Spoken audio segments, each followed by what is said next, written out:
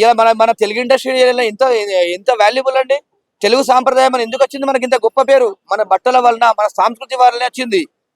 వాళ్ళైతేనేమో మరి మా ఇష్టము మేము వేసుకుంటాము అంటే దాన్ని ఆపోజిట్ గా చెప్పడానికి ఎవరు ఇష్టము అనేది ఎవరికి ఉంటదండి. ఇష్టం అంచట్టు ఉంటా అంటే మనకు కొన్ని రాష్ట్ర ప్రభుత్వాలు ఉన్నాయి, గవర్నమెంట్స్ అన్ని ఉన్నాయి.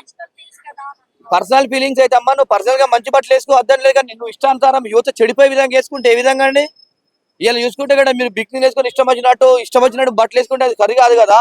నేను గతంలో కూడా ఈ విషయం కింద నేను అనుకున్న చాలా రోజుల కింద ఒక 5 years కింద అసలు ఈ రేప్ కేసులు ఎందుకు అవుతున్నాయి, ఇదంతా ఎందుకు అవుతున్నాయి, రేపులు ఎందుకు ఎక్కువ అవుతున్నాయి రాష్ట్రాలలో, రేట్ ఎందుకు అవుతుందంటే ఇలాంటి బట్టలు వేసుకోవడం వల్లనే.